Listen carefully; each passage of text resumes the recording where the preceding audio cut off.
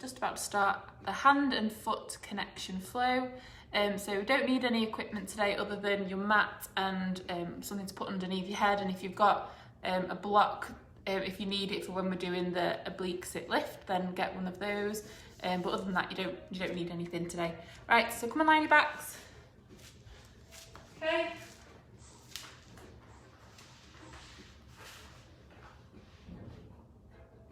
Right, so I'm going to start with our feet hip distance apart, and we're going to start with connection first of all. So where we should be feeling connected is underneath both feet equally, underneath the lumbosacral junction, underneath the TL junction, underneath both shoulder blades equally, and the back of the head. So we'll just work on a few postural cues now just to try and get better connected. So we'll go to our feet and we're going to just try and shift the weight from side to side until we can feel that we've got equal pressure under both our feet.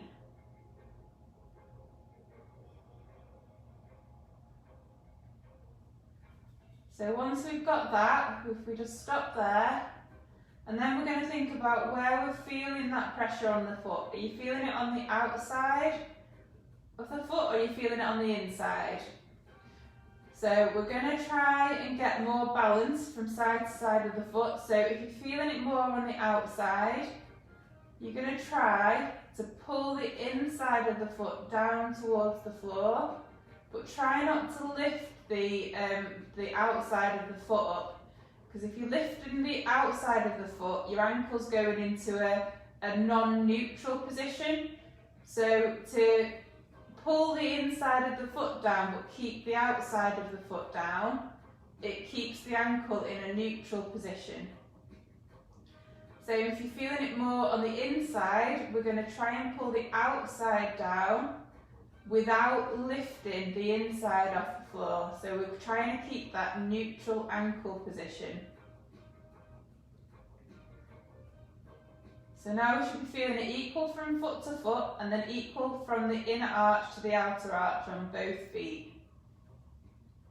Then we're going to work our way to the lumbosacral junction.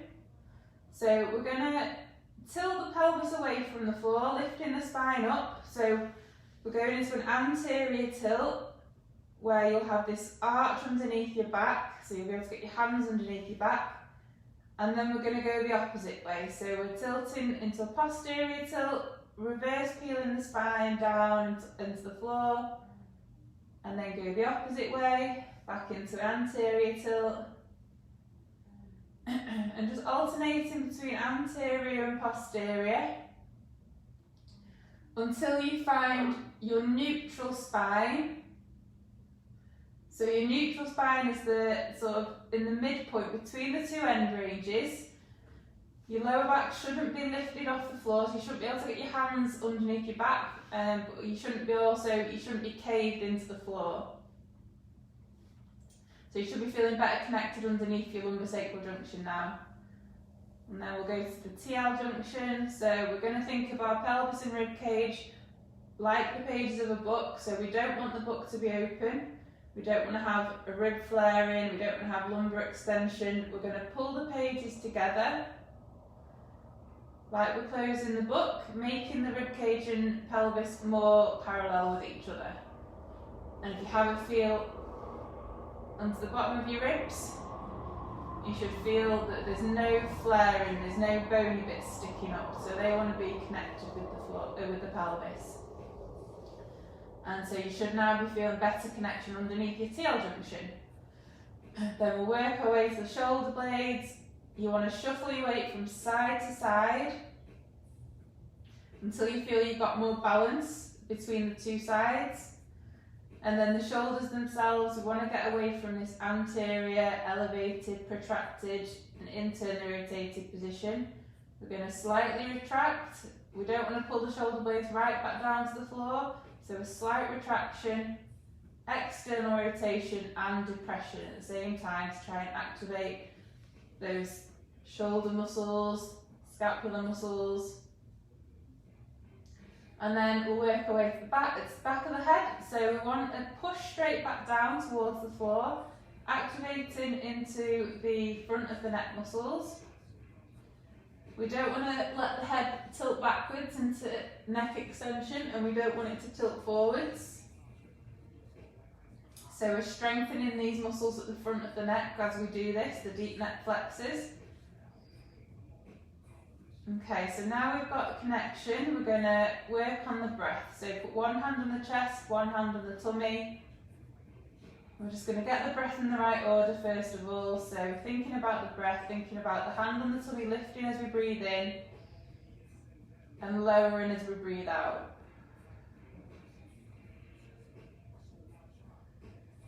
Breathe in, the hand on the tummy lifts. Breathe out, the hand on the tummy lowers.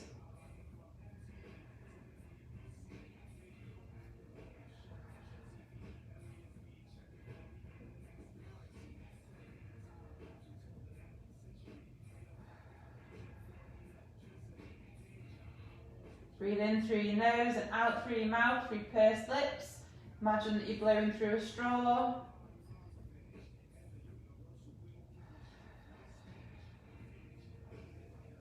Okay, once you've got the breath in the right order, we're going to put the hands around the waist and we want to create a 360 breath. So as we're breathing in, you want to feel all the muscles around the abdomen expand and lift and try and push your hands away. As you're breathing in, so if you're struggling to find those muscles, you're going to cough, feel the muscles expand underneath your hands, and then use that as a cue just to wake up your brain, wake up the muscles, let your brain know where the muscles are. Breathe and expand into those muscles and try and lift the hands away.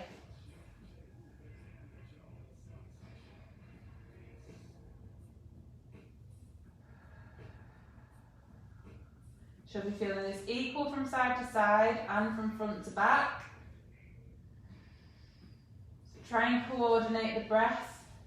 Just one side's feeling a bit lazy, concentrate on that side. Give it all a bit of a poke, a bit of a prod. Cough again. Feel those muscles. And then breathe and expand. Do a couple more breaths.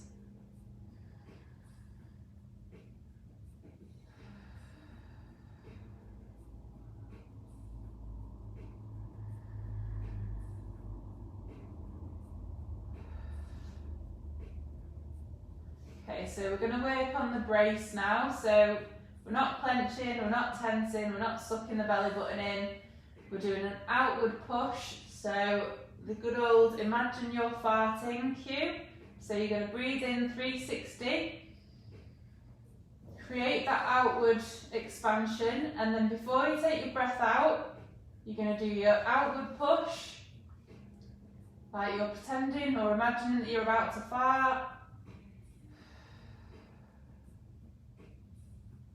And then don't let the muscles back away from the hands completely as you're breathing out. And then you're going to try and keep that brace, that activation throughout the breath in and breath out now for a few breaths.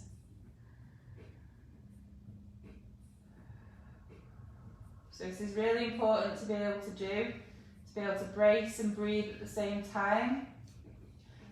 For when we're doing things that require more stabilisation.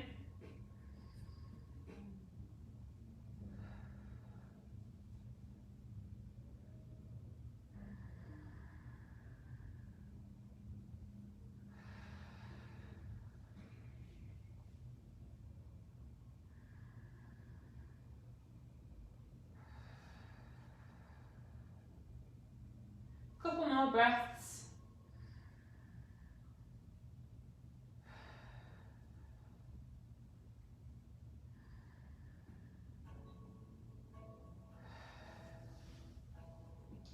Okay, so what we're going to do first of all is we're going to just start by, we've not done this before, we're going to start by retraining the intrinsic muscles in the feet. So what we want to try and do is you're just going to try and lift up your big toe without lifting the other toes up. But what you don't want to do is just lift up the toe but let the feet turn out to the side. So you want to keep that medial arch down towards the floor, keeping the ankle in a neutral position, and we're just going to lift up that big toe. And then just hold it for a second, and then lower it down. And now we're going to lift up the 4 toes, so digits 2 to 5, without lifting the big toe off the floor. Again, we want to try and keep that outer arch down on the floor, keeping the ankles neutral, and keeping the knees where they are. You'll feel whether you're kind of going off in your ankles, because your knees will either go out to the side or they'll go inwards. So the knees should stay still. So we're going to do that again. So lifting the big toe, keeping that medial arch down. And you might feel like the muscles in your feet are cramping a little bit. That's just because they're just not used to being used this way. So it's really important to strengthen these muscles. So just holding the big toe up and then lower it down. And then try and lift up the outer 4 toes without lifting the big toe. And down, big toe up, and down, 4 toes, and then try, if you can, to lower the toes one by one down to the floor without lifting the big toe off the floor. It's really difficult. So big toe up, keeping that inner arch down, and then the big toe down, other 4 toes up. Slowly try and lower each toe down one by one. Don't lift the big toe up. I'm finding it really hard on the left hand side. And then try and stretch your toes out. So imagine just trying to separate your toes with make a big gap between each of your toes. We're so used to the feet being just confined in shoes that they just don't do this at all. So really try and stretch your toes out, separate them, and relax. And again, try and separate the toes, try and give them a stretch. Keeping the knees up where they are, so you don't want them to sort of cave inwards or outwards. And then rest. And then just do one more of those.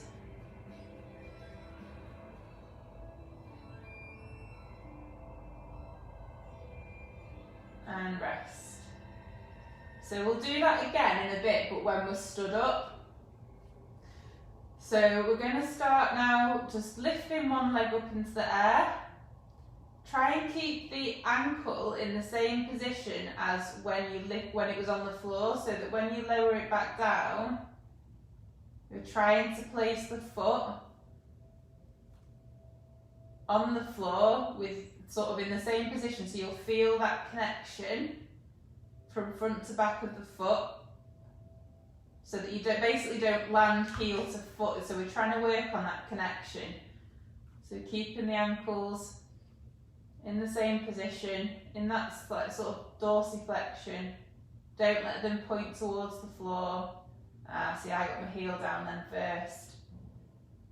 So alternating from side to side, really thinking about what the ankle's doing and thinking about where you're putting your foot. I got that one, that was okay. And lift the other leg, and then back down. Try and get that connection. Too much heel that time.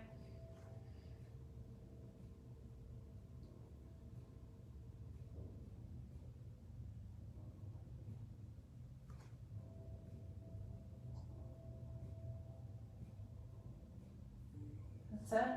So now you're going to lift up both the legs, so create your 360 breath. And your brace, and we're lifting both legs without letting the pelvis tilt anterior, and then lowering back down. Again, thinking about our foot connection, so we want to land equal from side to side. And we want to try and land equal from front to back of the feet.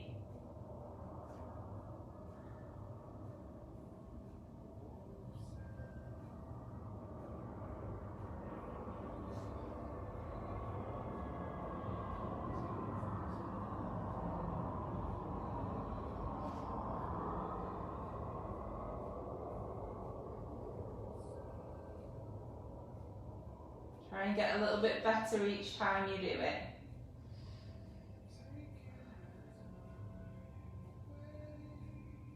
Last one.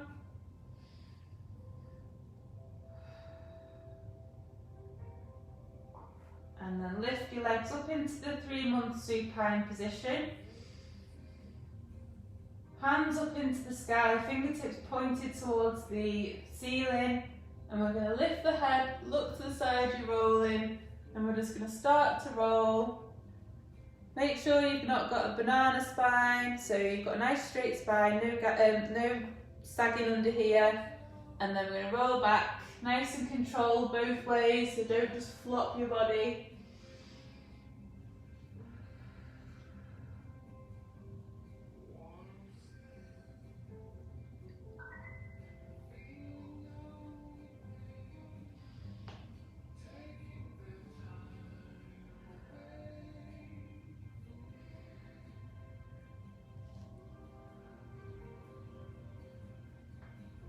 Imagine you're trying to reach for something with the top arm.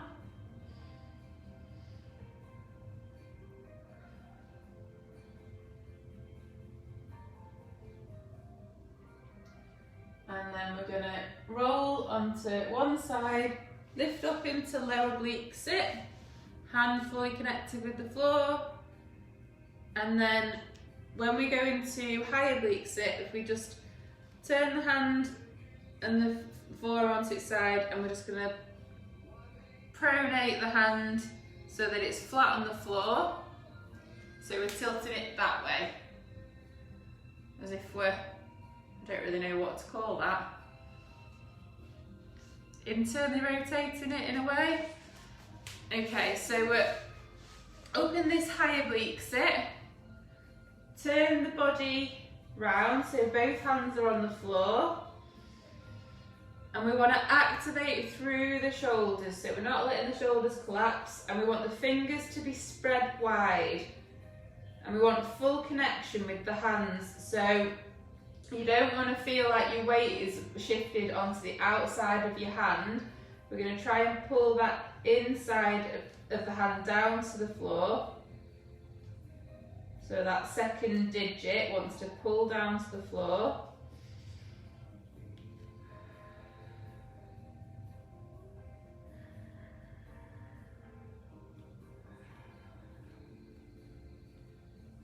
And then we're going to just lift the bum off the floor, keeping those hands fully connected, and down. And lift, and down, lift. So we're using that bum on the underside to lift the hip off the floor. Keeping that full connection with the hands. So you'll probably find that your weight will be more onto, so I'm doing my left glute, it'll be more onto the left hand.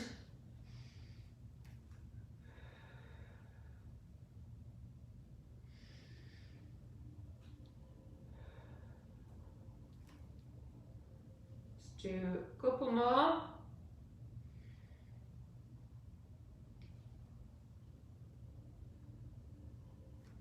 Okay. Keep that hand on the floor, and we're going to lift and swing that leg round into tripod position, and then swing back round Slowly lowering down, and we want to keep that hand fully connected. Don't let it come onto the outside of the hand. Swing round and then back and round, and you'll really need to, as you're pulling your leg back, you'll really need to stabilise this other shoulder with the hand pressing into the floor and the hip. So it's really important to not let that shoulder pull forwards. We want a nice active shoulder.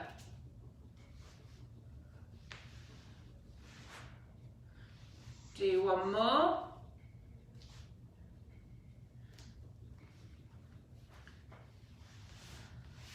Then we're going to rotate the knees up to the ceiling. Go to the opposite side. Both hands on the floor, fully connected.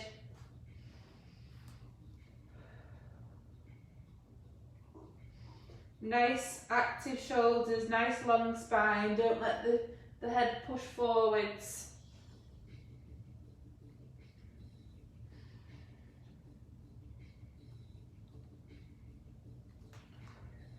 Then we're going to lift the bum off the floor and lower.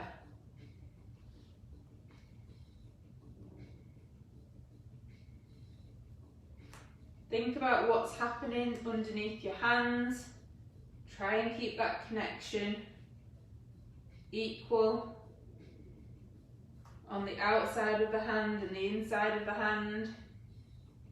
Again, it will be that if the right side's down, your right hand will be doing the support, and this hand can kind of just do whatever it wants really, but we are just working on that connection. So try and keep both hands down.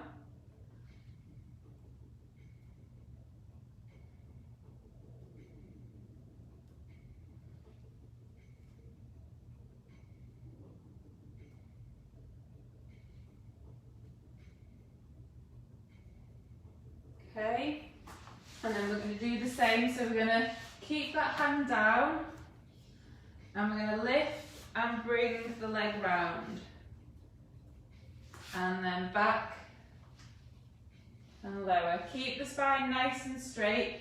Try not to banana the spine. Active shoulder, lift and round.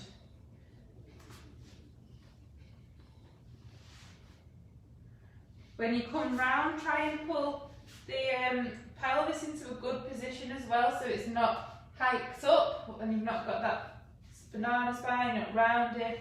And when you're coming around as well, so try and get that full connection with the foot. So back down.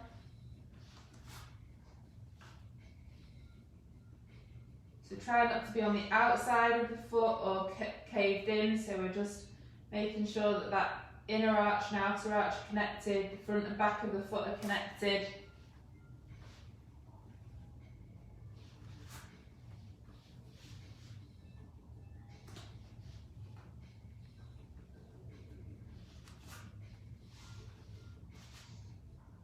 And then we're going to just do some alternating from side to side. So we're going to twist round, round to the other side, hand down, round into tripod, bring the leg back down, twist the legs round into tripod, on the opposite side, round, through to tall sit. Make sure your spine's nice and straight in tall sit.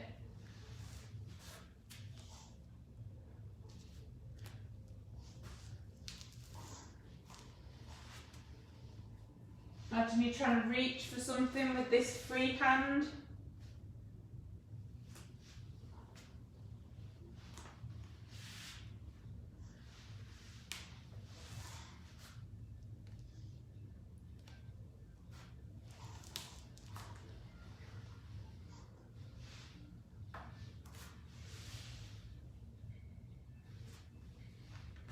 Really control the movement in the torso. Try not to let your body just disconnect. So this wants to stay nice and still. And then we're going to come up into tripod. And then hand down. And we're going to just hinge backwards. So we're hinging, keeping those hands connected with the floor, keeping that foot fully connected with the floor.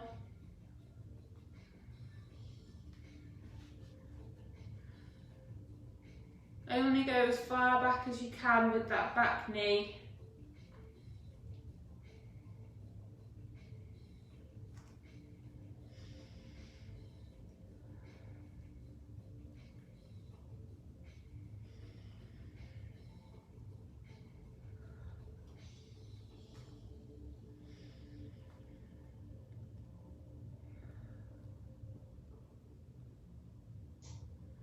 And then what we're going to do is we're going to lift the back knee off the floor. And then we want to keep that foot, so you don't want to curl the toes up on the front foot. We want nice relaxed toes, but we want full connection. We're going to take one hand off the floor, so the hand of the side that's the foot's on the floor, we're going to lift, and we're just going to rotate up to the ceiling. Try not to let that front knee or back knee move, so that wants to stay nice and stable. And that foot hand fully connected on the floor. And then come back down, up into high kneel. And then we're going to high kneel hinge. Again, keeping that front foot fully connected with the floor.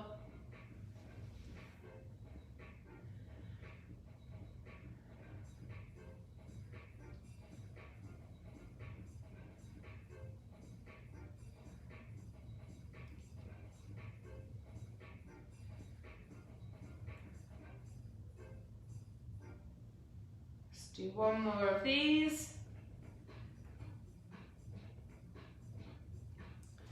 Up into high kneel. Okay, so we're thinking about where our foot is. So not too narrow, so bring it out to the side. Pelvis level with the floor, neutral lower back. Foot fully connected, so make sure that you've not curled onto the outside of the foot or letting that ankle collapse. So we want a nice neutral ankle, knee tracking the second and third toe. And we're going to curl the back foot under and stand.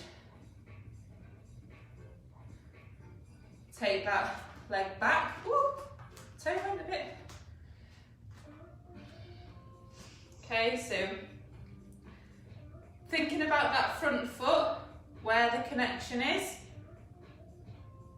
Slowly lower down, reset the pelvis, lean forwards and stand, that leg back, think about that leading foot connection, slowly lower down, forwards up, leg back, ankle nice and neutral, knee tracking second and third toe. Just do one more.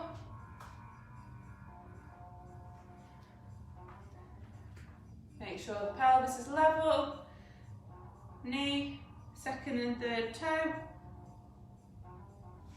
Okay, bring the hands down. Curl the back foot under, take that leg back, and then pull the other leg forwards. So we're now into tripod, I think this is low kneel. So we're going to hinge backwards.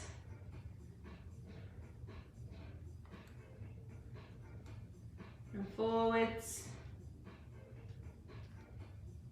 Keeping an eye on what our hands are doing and what the foot's doing.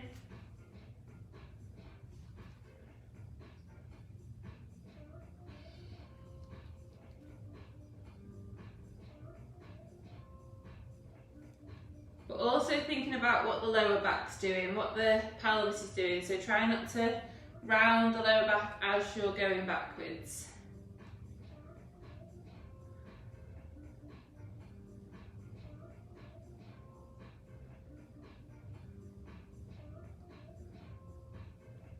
Okay, so we're going to curl the back foot under. Think about that connection underneath that front foot, and then the opposite hand, and we're going to lift the back knee, making sure that the ankle's neutral, the wrist is neutral, fingers are spread wide, middle finger pointed in the sort of same direction as the forearm, and then twist round.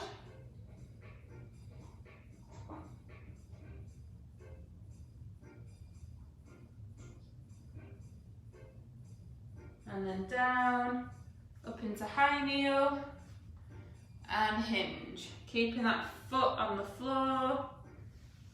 Again, only going as far back as we can with that back knee.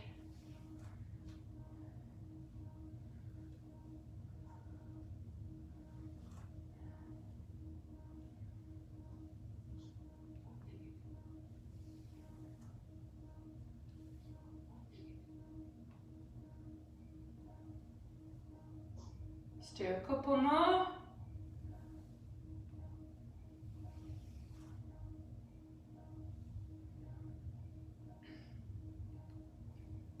Up into your high kneel, pelvis level, foot not too narrow, so bring it to the side, neutral spine.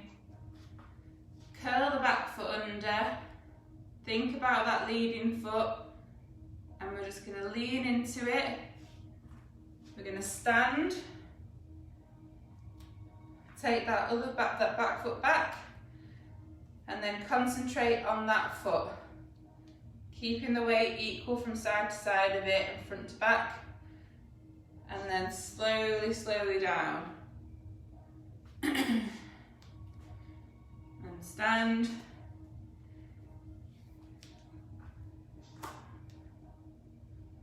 Slowly down. Really think about that foot and ankle. Trying not to let the ankle collapse in.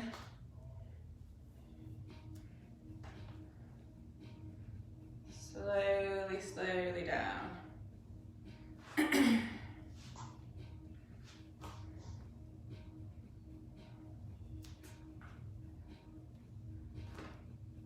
Last one.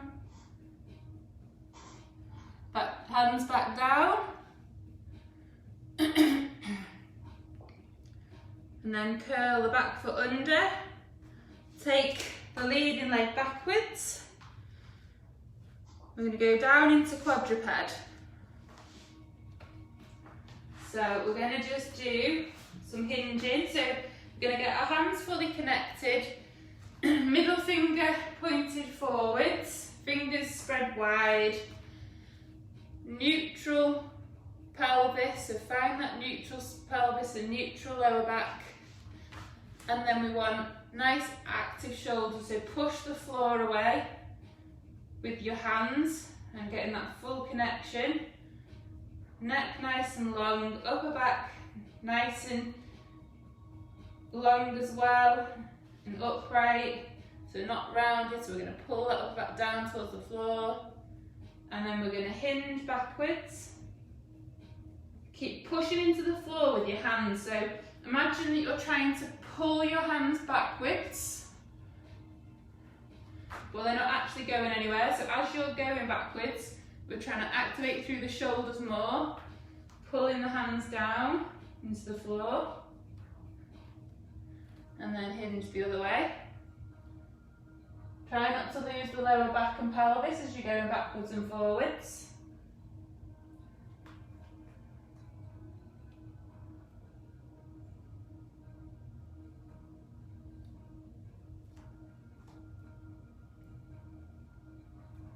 Keep activating through the shoulders, keep pushing down into the floor with the hands. And keep keep breathing, don't forget to breathe. I find it hard to do it while I'm talking so much, but you guys can keep breathing, 360 degrees.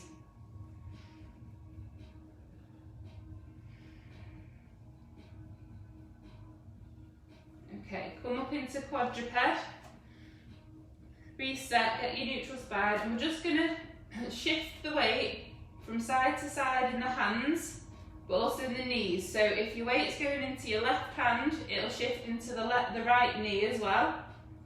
Then it's the right hand into the left knee. Left hand, right knee, right hand, left knee. Try and make sure that that second digit stays in contact with the floor under this part here. So we don't want it to lift off the floor.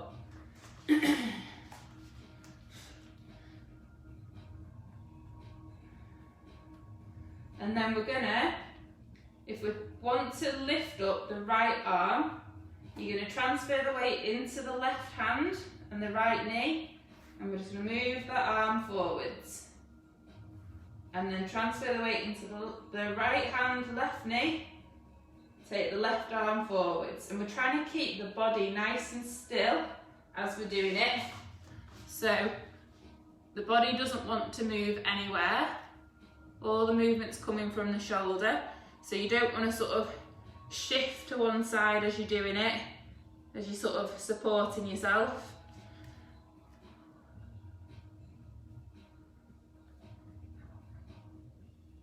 Again, keep that connection underneath the hands. Better connection in the hands and feet means better stabilisation in the shoulders and hips. And then we're going to just do a bit of a crawl. So what you want to do is you're going to transfer the weight into the left hand and right knee, and we're just going to take the left knee and right hand backwards, and then we're going to come forwards slightly, so we're going to swap sides. So shuffling backwards and forwards like we're crawling, but completely controlled in the spine. So really think about what's happening in your hands. So it's like 2 steps forwards, 2 steps backwards, 2 forwards, 2 backwards. You shouldn't be going all over the place when you do this. It wants to be like this movement is just coming from the extremities.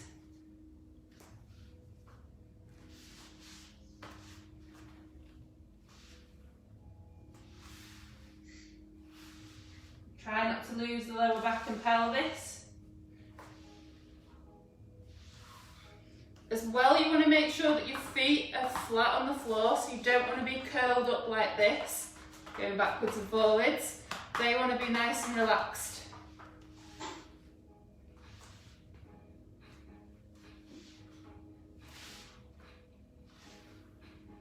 Just do a couple more.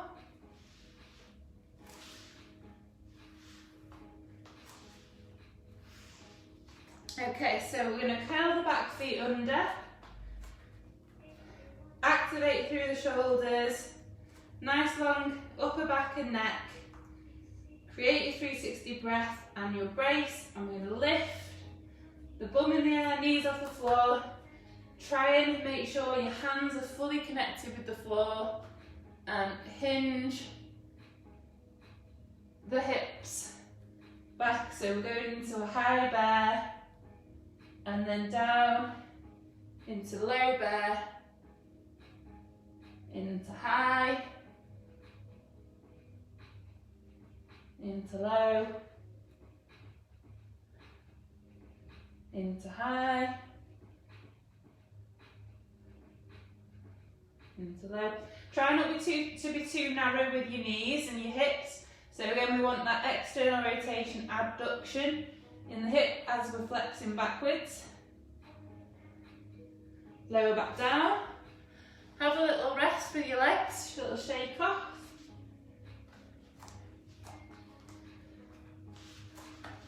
So we're going to reset, neutral spine, active shoulders, curl the back feet under, lift the knees off the floor, bum in the air, hinge, backwards, walk the hands back into your squat. If you're in your squat, just try and give your feet a little bit, your toes a bit of a wiggle. So we'll lift the big toe off the floor, lower, try and lift the outside toes off the floor, lower, big toe, lower, outside toes, lower, and then stand.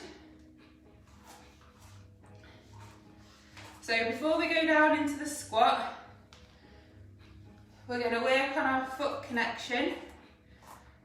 So we're going to, actually before we do that, we'll do some more of the intrinsic muscle strengthening. So we're going to lift up your big toe, keeping the other toes on the floor. And we're going to try and be relaxed with the outside toes. So I was a bit too grippy with the floor then. So we want to keep them relaxed. So try not to just grip into the floor with them. So we're lifting the big toe, but keeping the outside toes relaxed. And then lower down. And then try and lift the other toes off the floor. Again, we're going to try not to let the ankles cave in. So ankles want to stay neutral. And down. Big toe off the floor. Keeping that inner arch down towards the floor, so we're not letting the ankles go outwards.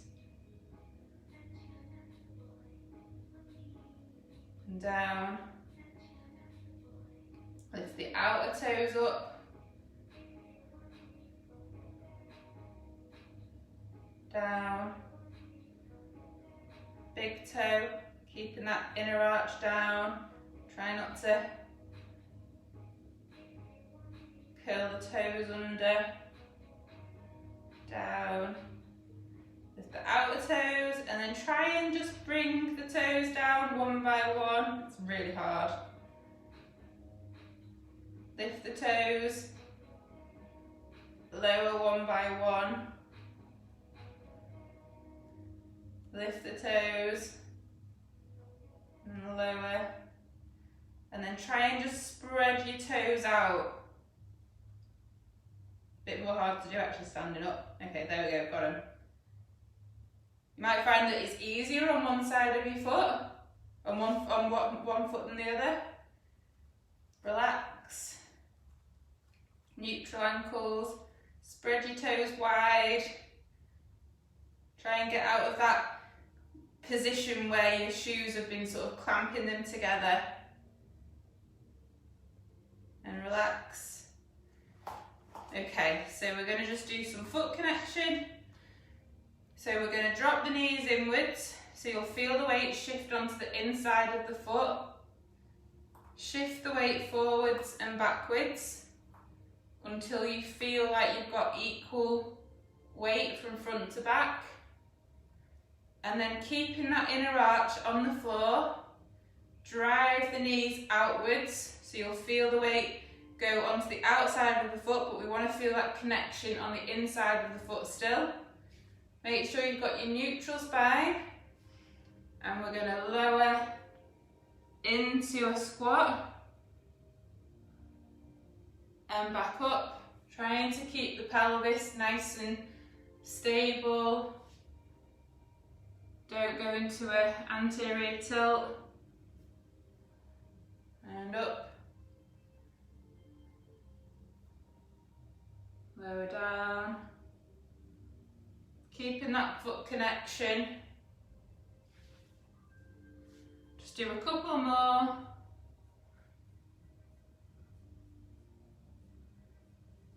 Nice and upright in the spine, but without going into lumbar extension. Just do one more.